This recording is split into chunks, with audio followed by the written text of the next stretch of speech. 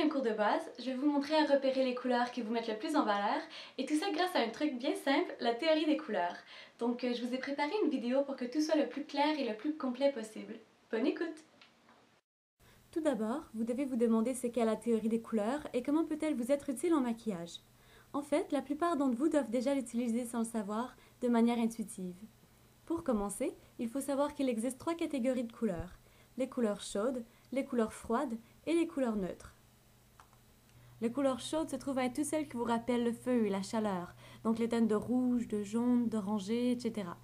Au contraire, les teintes de bleu, de vert et de violet sont classées comme étant froides. Petite exception, en maquillage, on a tendance à classer le rose fuchsia dans les couleurs chaudes et le rose pâle dans les couleurs froides. Les couleurs neutres, quant à elles, sont les teintes de beige, blanc, noir et gris. Ceci étant dit, vient notre première notion de maquillage par rapport à la couleur. Un maquillage harmonieux sera composé d'éléments appartenant à la même catégorie de couleurs. Par exemple, si vous utilisez des ombres à paupières dans des teintes de bleu, mais que vous complétez avec un blush beige et un rouge à lèvres rouge, il y a de fortes chances pour que le résultat final ne soit pas beau, même si chaque élément est bien exécuté. Toutefois, si vous remplacez les ombres à paupières par des teintes de cuivré et de marron, le résultat sera très probablement plus harmonieux. Donc, en général, pour obtenir un maquillage dont tous les éléments s'harmonisent, il vous faudra utiliser des couleurs de la même catégorie, soit chaudes ou froides. Les couleurs neutres, quant à elles, sont passe-partout et peuvent être jumelées à n'importe laquelle des deux catégories.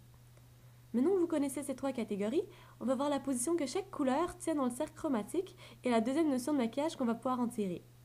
Tout d'abord, on y retrouve les 3 couleurs de base, soit le jaune, le rouge et le bleu. En découlent les autres couleurs, placées dans un dégradé sur tout le contour du cercle chromatique, et ce cercle chromatique va nous aider à trouver les couleurs complémentaires. Les couleurs complémentaires sont en fait 2 couleurs qui sont les plus loin l'une de l'autre dans le cercle chromatique. On va donc les retrouver l'une en face de l'autre. Placées côte à côte, ces 2 couleurs vont créer un puissant contraste. Et voilà ce qui compose notre deuxième notion de maquillage. Pour mettre la couleur de vos iris en valeur, vous devez poser sur la paupière une couleur dérivée de sa couleur complémentaire. Les yeux bleus paraîtront encore plus bleus jumelés à une ombre à paupières contenant du orangé, comme les cuivrés, l'abricot, le doré et le marron. Les yeux verts seront sublimés par des ombres à paupières contenant du rouge, comme le violet, le marron et les cuivrés. Pour les yeux bruns, il est vrai qu'en théorie toutes les couleurs pourraient être portées, mais portez surtout une attention particulière à la couleur de leur reflet. Les iris noisettes auront des accents de vert, tandis que les iris marron contiendront plutôt du rouge orangé. Les couleurs complémentaires sont donc utilisées pour créer des contrastes, mais elles le sont aussi pour faire des corrections. En effet, 2 couleurs complémentaires placées l'une à côté de l'autre paraîtront très intenses, mais si on les superpose, elles s'annulent et créent une couleur neutre. Pensez à la peinture, si on mélange du vert et du rouge, on obtient alors du brun.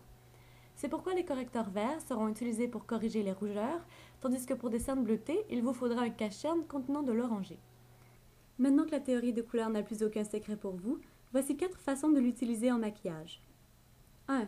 Harmonisez le maquillage à l'ensemble de vos couleurs. La couleur de vos yeux et de votre sous-ton est-elle chaude ou froide? Faites la même chose pour vos cheveux. Pour ce faire, regardez la couleur des cheveux et des reflets. Y retrouve-t-on du doré et du cuivré, ou plutôt de l'argenté et du bleuté?